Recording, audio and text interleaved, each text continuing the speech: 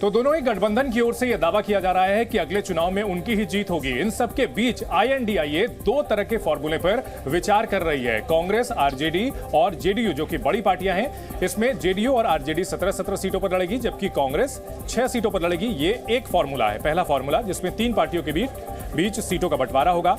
दूसरा जो फॉर्मूला है उसमें जेडीयू और आरजेडी दोनों 16-16 सीटों पर लड़ेंगी और कांग्रेस को 8 सीटें मिलेंगी।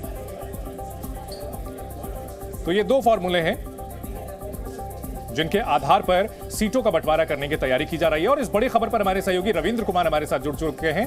रविंद्र, बिहार को लेकर के माना जा रहा है कि जो आईएनडीआईए गठबंधन है, इसका मामला लगभग सेट है। क्या कुछ जानकारी मिल रही है, किस तरह का हो सकता है सीटों का फॉर्मूला?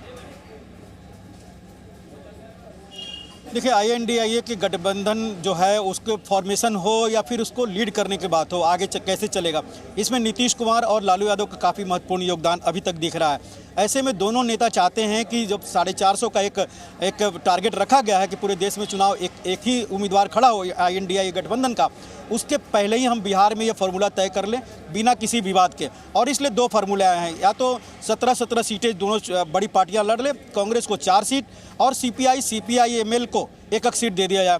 अगर पप्पू यादव या फिर मुकेश सहनी आते हैं तो ये फार्मूला चेंज हो जाएगा। 16 सीटें जेडीयू, 16 सीटें आरजेडी, 5 सीटें कांग्रेस, 1 सीपीआई, 1 सीपीएमएल और 1 मुकेश सहनी को। तो ये फार्मूला लगभग दो तरह का बना हुआ है। अब इस पर कैसे आगे बात बढ़ती है, क्योंकि मुकेश सहनी को लेकर बीजेपी भी बहुत आश्वस्त है कि वो उनके साथ आएंगे। हालांकि आज मुकेश सहनी ने बयान दिया है कि वो बीजेपी के साथ नहीं जाएंगे, लेकिन दोनों उनको लेकर है। और दूसरी बात यह है कि बीजेपी ने दावा किया था कि जदयू के 6 सांसद उसके संपर्क में हैं।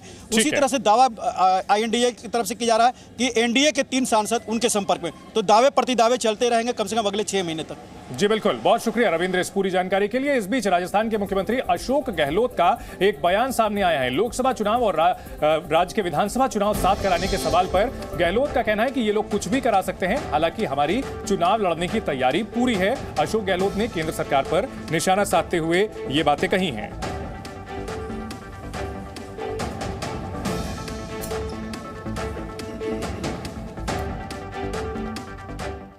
केंद्र में चर्चा चल रही है कि लोकसभा और विधानसभा चुनाव साथ कराया जाए दिल्ली के स्तर पे, क्या लगता है ऐसा कर सकती है सरकार? अगर कराते तो हमें कोई तकलीफ नहीं, हमारी पूरी तैयारी है।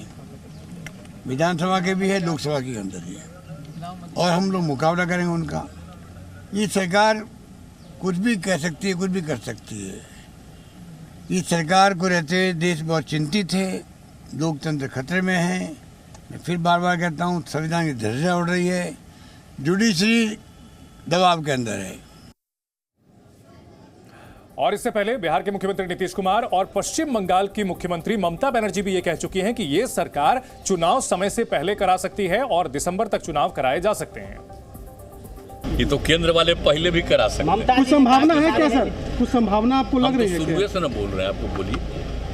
हम तो आपको 7-8 महीना पहले से न कह रहे हैं कि लोग पहले भी करा सकते हैं, इसलिए सबको एकजुट होना चाहिए। तो उसी में हम लगे हुए हैं। इसलिए हमको व्यक्तिगत कोई मेरी इच्छा नहीं है। मैंने ऐसा नहीं कि हमको ये चाहिए, सब बात काम चेक करनी है। हमारा तो है कि सबको एकजुट करें। हम कल भी बोल दिए थे सर। ममता जी ने कहा कि सारे हेलीकॉप्टर बुक कर लिए गए हैं। आपने पहले घोषणा की थी चुनाव समय से पूर्व हो सकता है। लगता है कि केंद्र सरकार अपनी रणनीति बना रही है। अब छोड़िए ना, जो कर रहा है तो अपना करेगा चुनाव। हम लोग तो अपने प्रचार प्रसार करबे करेंगे। पार्लामेंट इलेक्शনের সব হেলিকপ্টার বুক করে নিয়েছে যাতে কোনো পলিটিক্যাল পার্টি কোনো হেলিকপ্টার না পায়। এই হচ্ছে ওদের অবস্থা। ওরা ভাবে টাকা দিয়ে সব হবে। जी न्यूज़।